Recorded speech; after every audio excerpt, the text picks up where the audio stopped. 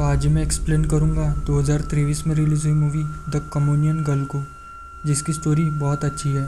इस मूवी में दिखाया जाता है कि कैसे एक शापित डॉल लोगों की मौत का कारण बनती है। तो चलिए बिना किसी देरी के वीडियो स्टार्ट करते हैं। मूवी के स्टार्ट में हम एक डिप्रेस्ड लड़की को देखते हैं जिससे उसका बॉयफ्रेंड मिलने आता है। तभी वहाँ की लाइट फ्लिकर होने लगती है। वो लड़की काफ़ी डरने लगती है और उसे वहाँ किसी और लड़की की आत्मा भी दिखाई देती है। अब वो इस सदमे को और ज़्यादा नहीं सह सकती, तो वो एक धारदार चम्मच से खुद को स्टैब करके मार देती है। तब हम उसके रूम में एक डॉल भी देखते हैं। उसके बाद कहानी यहाँ से 4 साल आगे जाती है और हम सारा और उसकी दोस्त रेबेका को देखते हैं। यहाँ ये दोनों एक कम्युनियन में आए थे जो चर्च में होता है। यहाँ सब फ़ोटो खिंचवा रहे थे। तभी यहाँ एक औरत आती है जो अपनी बेटी मारिसोल को ढूंढ रही थी। सारा कहती है कि मैंने ऐसे किसी भी लड़की को यहाँ पर नहीं देखा। तभी वहाँ उसका पति और फादर आते हैं और उस औरत को वहाँ से ले जाते हैं। यहाँ पर सारा और उसकी फैमिली न्यूली शिफ्ट हुए थे और उन्हें इस टाउन के बारे में ज़्यादा कुछ नहीं पता था। तो बाकी लोग इन्हें बताते हैं कि ये औरत पागल हो चुकी है। इसकी बेटी 4 साल पहले कहीं गायब हो गई थी और तब से ये ऐसी हरकतें कर रही है। फिर रात में सारा और उसकी दोस्त रेबे बाहर में पार्टी करने के लिए जाते हैं। यहाँ ये दोनों और भी मज़े करने के लिए नशे की गोलियाँ भी खाते हैं और इस जगह सबको चीवो नाम का एक लड़का नशे की गोलियाँ बेच रहा होता है। थोड़ी देर बाद सारा को यहाँ एक लड़का भी पसंद आता है, पर तभी वो लड़का कहीं चला जाता है। फिर घर जाने के टाइम पर ये लोग जिस लड़के के साथ यहाँ पर आए थे वो दूसरी लड़कियों के साथ चला जाता है। फिर चीवो इन्हें घर तक ड्रॉप करने के लिए पूछता है और उसके साथ वो बाहर वाला लड़का भी होता है जो सारा को पसंद आया था। अब ये चीवो के साथ जाने लगते हैं। यहाँ रास्ते में चीवो थोड़ा प्रैंक करने के लिए गाड़ी को गलत रास्ते में ले जाने लगता है। तभी सारा को सामने कोई लड़की दिखाई देती है जिसने सफ़ेद कपड़े पहने थे। सारा चीवो को गाड़ी रोकने के लिए बोलती है और फिर बाहर निकलकर उस लड़की को ढूंढने लगते हैं, लेकिन इन्हें वहाँ कोई लड़की नहीं मिलती। पर सारा को यहाँ एक पुरानी डॉल मिलती है जिसे सारा अपने साथ घर ले आती है। अगले दिन से ही सारा के साथ अजीब चीज़ें होना शुरू हो जाती है। सारा फादर से भी मिलती है उन्हें ये पूछने के लिए कि ये डॉल यहाँ की किसी लड़की की तो नहीं है, लेकिन फादर उसे साफ मना कर देते हैं। फिर सारा को बाथरूम में किसी की स्पिरिट दिखाई देती है जो उसे पकड़ लेती है। सारा यहाँ पर जोर से चिल्लाती है और वही बेहोश हो जाती है और सारा खुद को एक कुएं के अंदर पाती है जहाँ उस लड़की की आत्मा इसे डुबाने की कोशिश कर रही थी। पर सारा की बॉडी वही बाथरूम में होती है। उसके पेरेंट्स उसे होश में लाते हैं। उसके पेरेंट्स को लगता है कि सारा ने ज़रूर पार्टी वाले दिन नशा किया होगा और इसी के कारण वो बेहोश हुई होगी, पर वो झूठ बोलती है कि उसने कुछ भी नहीं किया और सारा के शरीर पर अजीब से निशान बन गए थे। फिर वो ये सब अपने दोस्त रेबे को बताती है और रेबे भी अपने शरीर पर बने सेम वैसे ही निशान को सारा को दिखाती है। अब इन्हें लगता है कि शायद उन नशे की गोलियों में ही कुछ था। फिर वो चीवो से मिलने जाते हैं क्योंकि उसने वो गोलियाँ इन्हें दी थी। वो कहता है कि उसकी गोलियों के कारण ऐसा नहीं हो सकता क्योंकि वो गोलियाँ काफ़ी टाइम पहले से ही ले रहा है। सारा पूछती है कि क्या तुम्हारे शरीर पर भी ऐसे अजीब निशान हैं, पर वो मना कर देता है। लेकिन वो झूठ बोल रहा था क्योंकि इनके जाने के बाद ही हम उसके शरीर पर वैसे ही सेम निशानों को देख पाते हैं। फिर आगे एक रेस्टोरेंट के बाथरूम में रेबे के साथ कुछ पैरानॉर्मल चीज़ें होने लग जाती है। वो काफ़ी डर जाती है और रेस्टोरेंट से बाहर निकलकर सारा को कॉल करती है और उसे सारी बातें बताती है। पर अचानक से रेबे को वही लड़की की आत्मा पकड़ लेती है। या सारा को लगता है कि रेबे की जान खतरे में है, तो वो उसकी तरफ आने लगती है। रेबे भी खुद को उसी जगह पाती है और वो स्पिरिट उसे भी पानी के अंदर खींच रही होती है। पर सारा टाइम पे रेबे के पास आ जाती है और उसे होश में लाती है।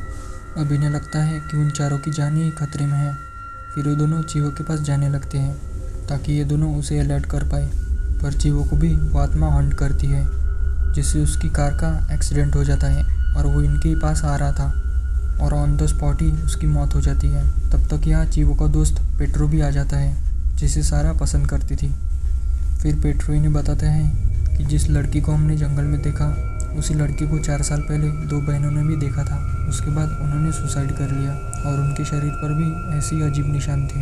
पेट्रो कहता है कि उसमें से एक लड़की का एक बॉयफ्रेंड भी था, हम उससे मिल सकते हैं ताकि कुछ हमें पता चल जाए। फिर अगले दिन ये तीनों उससे मिलने जाते हैं। वो डॉल को देखकर बताता है कि यही डॉल मेरी जीएफ के पास भी थी, लेकिन उसके मरने के बाद ये डॉल अचानक से कहीं गायब हो गई और उसके बाद मैं इसे आज देख रहा हूँ। फिर ये लोग फादर के पास जाने का सोचते हैं ताकि उन्हें पूछ सके कि ये डॉल शापित है या फिर नहीं।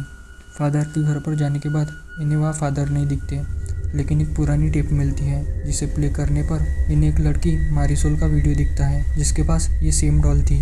यानी कि डॉल उसी की है और शायद वो आत्मा भी उसी की है। तभी वो स्पिरिट सारा और रेबे को अलग कर देती है ताकि वो पेट्रो को नुकसान पहुंचा सके।